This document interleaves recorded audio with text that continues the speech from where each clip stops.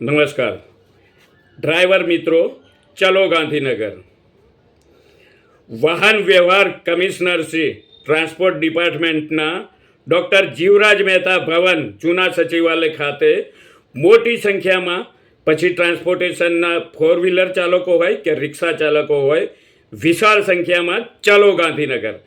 આપણને છેલ્લા 4 વર્ષથી ભાડા બાબતમાં પણ અન્યાય થાય છે. છેલ્લા વર્ષોથી એગ્રીગેટર કંપનીઓ 10-10 રૂપિયા કિલોમીટર જેવું ઓછું ભાડું આપે છે. સફેદ નંબર પ્લેટના 2 વ્હીલર હોય કે 4 વ્હીલર હોય, આ એગ્રીગેટર કંપનીઓમાં એવા બધા વાહનો ચાલે છે, બિંદાસ ચાલે છે. સરકારી તંત્રનો, સરકારનો આવા લોકો ઉપર કંટ્રોલ ના હોય તો અમને કંટ્રોલમાં કેમ રાખ્યા છે? નાબૂદ કરી નાખો રેટ કમિટી. અમે રિક્ષા ચાલક હોય કે 4 વ્હીલર ચાલક હોય, અમે અમારી રીતે અમને યોગ્ય લાગે તે રીતે ભાડું વસૂલીશું. એવી સિસ્ટમ કરી નાખો. અમારી ડિમાન્ડ હતી કે અમારે પણ સફેદ નંબર પ્લેટ આપી દો, નિરાકરણ આવી જશે, મુદ્દા જ જતા રહેશે બધા તમારી સાથે માંગણીઓ કરવાના.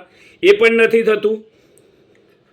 કેટલું ભોગવવાનું સફેદ નંબર પ્લેટના લીધે આ ટ્રાન્સપોર્ટેશનની પીળી નંબર પ્લેટ વાળાઓને. એટલે જ આ અન્યાય. અને હાલ ફરી 2.25 રૂપિયાનો કિલો દીઠ ભાવ વધી ગયો. આજ 2026ની શરૂઆતમાં જ અત્યાર સુધી 6 રૂપિયાની ઉપર કિલો દીઠ ભાવ વધી ગયો સીએનજીનો. કોણ સહન કરશે? રિક્ષા ચાલકોને કોઈ આપતું નથી.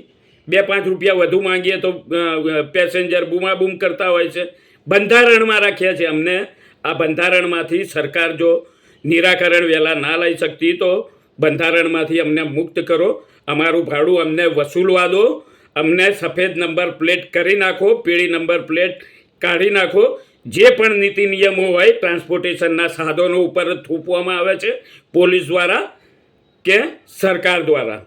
એટલે આખા ગુજરાતના રિક્ષા ચાલકોને, રિક્ષાના યુનિયન હોય, સંગઠન હોય, એસોસિએશન હોય, તમામને હું આહ્વાન કરું છું કે થોડો સમય લઈ, 15 દિવસ, મહિનાનો આપણે સમય લઈ દરેક રિક્ષા ચાલક સુધી આ વિડીયોના માધ્યમથી આ માહિતી પહોંચાડો કે આપણે transport commissioner Shri doctor Jivraj Mehta Bhavan જૂના સચિવાલય ગાંધીનગર ખાતે મોટી વિશાળ સંખ્યામાં રિક્ષાઓ અને 4 વ્હીલર લઈને પહોંચવાનું છે.